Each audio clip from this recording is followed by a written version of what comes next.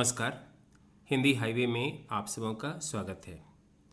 आज मैं केदारनाथ सिंह की चर्चित कविता पानी में घिरे हुए लोग का भाव आपके सामने स्पष्ट करने जा रहा हूँ। लेकिन यह कहना भी शायद गलत ही होगा, क्योंकि केदारनाथ सिंह की यह कविता अपने आप में ही स्पष्ट है। यहाँ कोई भी बात संकेत से नहीं, प्रतीक के माध्यम से नहीं कही गई है। कविता जैसे जैसे आगे बढ़ती जाती है, हमारे सामने चलचित्र की तरह दृश्य गुजरते जाते हैं। कविता के भाव को देखने से पहले यह जरूरी है कि हम केदारनाथ सिंह का परिचय पालें। हालांकि वे हिंदी साहित्य में किसी परिचय के मोहताज नहीं हैं। केदारनाथ सिंह का जन्म उत्तर प्रदेश के चकिया गांव में हुआ था।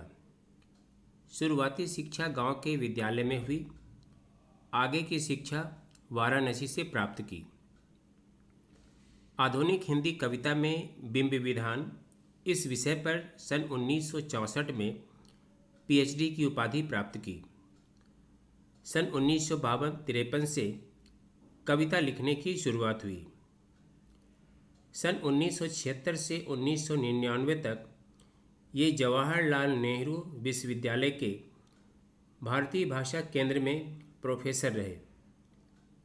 केदारनाथ सिंह को उनकी रचनाओं के लिए ज्ञानपीठ पुरस्कार, साहित्य अकादमी पुरस्कार, व्यास सम्मान, मैथिली शरण गुप्त सम्मान, कुमारन आशान पुरस्कार, दिनकर पुरस्कार, जीवन भारती सम्मान, भारत भारती सम्मान, गंगाधर मेहर राष्ट्रीय कविता सम्मान, जासुआ सम्मान प्रदान किया गया है।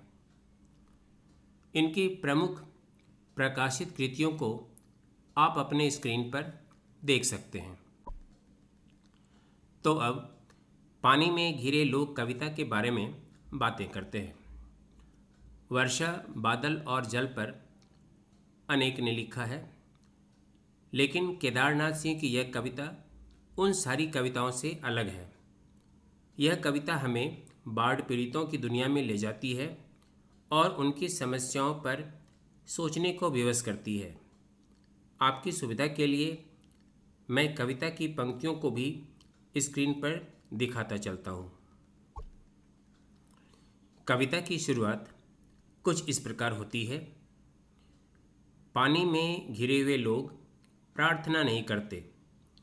वे पूरे विश्वास से देखते हैं पानी को, और एक दिन बिना किसी सूचना के खच्चर, बैल या भैंस की पीठ पर घर असबाब लाद कर चल देते हैं कहीं और। कविता की शुरुआत उन लोगों से होती है जो बाढ़ के पानी में घिर चुके हैं, लेकिन उस बाढ़ से निकलने के लिए वे किसी की प्रार्थना नहीं करते, क्योंकि उन्हें यह पता है कि हर बार की तरह उन्हें स्वयं ही इससे उबरना होगा। वे पानी की ताकत को नापते हैं और उसे अपने से अधिक शक्तिशाली पाकर उस स्थान से पलायन करने का निर्णय ले लेते हैं। अपनी और अपने परिवार तथा पशुओं की जान बचाने के लिए बिना किसी पूर्व सूचना के वहाँ से वे निकल पड़ते हैं। अगर वे अभी नहीं निकले तो उन्हें बाढ़ की भेंट चढ़ जानी पड़ेगी। अपने घर से बहुत ज़रूरी सामानों का गट्ठर बांधकर उसे खच्चर, बैल या भैंस की पीठ पर लादकर वे किसी ऊंचे स्थान की तरफ निकल पड़ते हैं, जहां बाढ़ से उनकी रक्षा हो सके।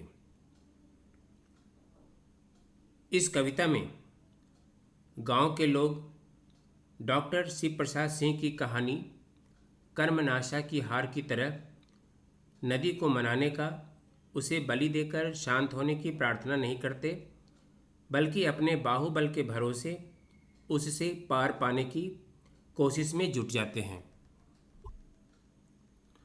अब कविता के इस अंश को देखें। यह कितना अद्भुत है कि बाढ़ चाहे कितनी भयानक हो, उन्हें पानी में थोड़ी सी जगह जरूर मिल जाती है, थोड़ी सी धूप, थोड़ा सा आसमान। कवि को ऐसा लगता है कि यह कितने आश्चर्य की बात है कि बाढ़ चाहे कितनी भी भयानक हो, बाढ़ का पानी चाहे जहाँ तक अपने पैर फैला ले, लेकिन उसमें भी इन लोगों को अपने पांव टिकाने के लिए थोड़ी सी जगह जरूर मिल जाती है। उनके हिस्से की धूप और उनके हिस्से का आसमान उन्हें मिल ही जाता है।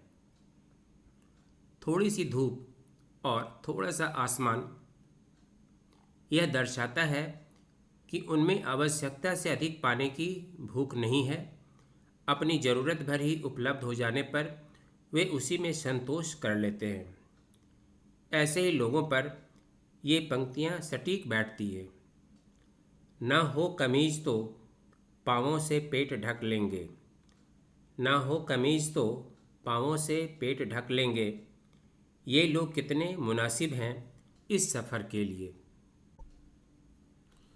अब कविता के तीसरे अंश को देखें। फिर वे गाड़ देते हैं खंभे, तान देते हैं बोरे, उलझा देते हैं मूंज की रस्सियाँ और टाट, पानी में गिरे हुए लोग। अपने साथ ले आते हैं पुआल की गंध, वे ले आते हैं आम की गुठलियाँ, खाली टिन, भुने हुए चने, वे ले आते हैं चिलम और आग। सूखी ज़मीन मिलते ही ये लोग बांस के खंभे, बोरे, मूंज की रस्सियों और टाट से अपना नया आशियाना बना लेते हैं। बाढ़ से अपने आप को बचाकर लाने वाले लोगों के शरीर में पुआल की गंध समाई हुई है, क्योंकि खेती और पशु ही उनके जीवन का आधार है। अपने साथ वे थोड़े भुने हुए चने और आम की गुठलियाँ भी ले आए हैं, ताकि गाढ़े वक्त में इनसे अपने पेट की आग बुझा सकें। जीवन के इस कठिन समय में भी चिलम और आग उनके साथ है, जो उनके मन को बहलाने और गम को धुएं में उड़ाने का एकमात्र साधन है। अब कविता के चौथे अंश को देखें। फिर बह जाते हैं उनके मवेशी, उनकी पूजा की घंटी बह जाती है। बह जाती है महावीर जी की आदमकद मूर्ति, घरों की कच्ची दीवारें, दीवारों पर बने हुए हाथी घोड़े, फूल पत्ते, पाट पटोरे सब बह जाते हैं। लेकिन हर बार वे अपने जान, माल और विश्वास को बाढ़ से नहीं बचा पाते। ये इनकी नियति है। इस बाढ़ में कभी उनके मवेशी तो कभी पूजा की घंटी बह जाती है, और तो और उनकी कष्ट से रक्षा करने वाले महावीर जी की आदमकद मूर्ति भी इस बाढ़ के पानी में बह जाती है। जब प्राण रक्षक को ही अपने प्राण के लाले पड़े हों, तो भला ऐसे में प्रार्थना भी किससे की जाए। उनके घरों की कच्ची दीवारें, जिस पर हाथी घोड़े और फूल पत्ते बड़े ही शौक से उकेरे गए थे, बनाए गए थे, सब के सब धराशायी हो जाते हैं। नकदी की तरह रखे गए पाट पटोरे भी इस बाढ़ की भेंट चढ़ जाते हैं। अब कविता के इस पांचवें अंश को देखें। मगर पानी में घिरे हुए लोग शिकायत नहीं करते। वे हर कीमत पर अपनी चिलम के छेद में कहीं न कहीं बचा रखते हैं थोड़ी सी आग। इतना सब कुछ खोने और परेशानी झेलने के बाद भी पानी में घिरे लोगों की किसी से कोई शिकायत नहीं है। आखिर शिकायत करे भी तो किससे। इस बुरे वक्त में हर हाल में अपनी चिलम को आग को जलाए रखते हैं। चिलम की आग को जलाए रखना उनके आत्मविश्वास और साहस का प्रतीक है, आशा का प्रतीक है। विश्वास की यह आग अभी भी बुझी नहीं है कि एक न एक दिन वे इस परिस्थिति से जरूर जीतेंगे, उनके भी अच्छे दिन आएंगे। अब कविता के अगले अंश को देखें।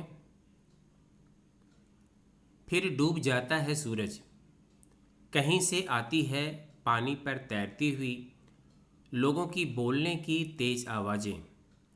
कहीं से उठता है धुआं, पेड़ों पर मंडराता हुआ, और पानी में घिरे हुए लोग हो जाते हैं बेचैन। सूरज के डूबते ही कोलाहल शांत हो जाता है और रह जाती है केवल बाढ़ के पानी की भयावह आवाज़। इसी बीच कहीं से पानी से उतराती हुई उन लोगों की तेज आवाज़ें भी सुनाई पड़ती है जो अभी भी कहीं पानी से घिरे हुए हैं। जब वे पेड़ों पर मंडराते हुए धुएं को देखते हैं तो एक बेचैनी सी उनके अंदर उठ जाती है, क्योंकि यही धुआं कभी उनकी झोपड़ियों के ऊपर से उठा करता था, लेकिन आज ये पेड़ ही उनके सर छिपाने की जगह है। अब कविता के 7वें अंश को देखें। वे जला देते हैं एक टूटी लालटेन, टांग देते हैं किसी ऊंचे बांस पर, ताकि उनके होने की खबर पानी के पार तक पहुंचती रहे। अंधेरा गहरा जाने पर पानी में घिरे लोग एक टूटी हुई लालटेन को जलाकर किसी ऊंचे बांस पर लटका देते हैं, ताकि दूसरे लोगों को भी उनके वहां होने की खबर मिल सके। यह जलती हुई टूटी लालटेन पानी में घिरे लोगों के लिए आकाशदीप से कम नहीं, जो उनके दिलों में साहस और विश्वास जगाती है कि कहीं तो कोई होगा जो उनकी खबर ले पाएगा। अब कविता के 8वें अंश को देखें। फिर उस मध्यम रोशनी में पानी की आंखों में आंखें डाले हुए वे रात भर खड़े रहते हैं, पानी के सामने, पानी की तरफ, पानी के खिलाफ। लालटेन की उस धुंधली रोशनी में ये हर तरफ पानी से घिरे लोग रात भर पानी की आंखों में आंखें डालकर उनके सामने खड़े रहते हैं। पानी की आंखों में आंखें डालकर खड़े होने का अर्थ है, मैं तुमसे हार नहीं मानूंगा, तुम्हारा सामना करूंगा, भले ही तुम्हारी शक्ति मुझसे कितनी भी अधिक क्यों न हो। अब कविता के अंतिम अंश को देखें।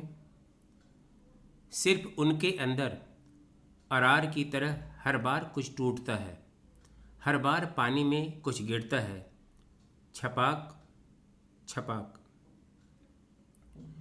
आपने देखा होगा कि जब बाढ़ का जल तेजी से बहता है तो किनारे की मिट्टी कटकट कर उसमें भयंकर छपाक की आवाज़ से गिरती रहती है। कविता के इस अंतिम अंश में अरार यानी किनारे की जमीन का कटकर पानी में गिरना इस सच्चाई को दिखाता है कि भले ही ऊपर से पानी में घिरे लोगों में आत्मविश्वास, साहस और कठिनाइयों से लड़ने की शक्ति दिखाई देती है, लेकिन कोई न कोई चीज़ है जो उनके अंदर लगातार धराशायी हो रही है। आखिर कौन सी चीज़ है वह? आत्मविश्वास या ईश्वर के प्रति आस्था या सरकारी तंत्र से टूटता विश्वास? इस प्रश्न का उत्तर तो केवल उन्हीं के पास है जो पानी में घिरे हुए लोग हैं।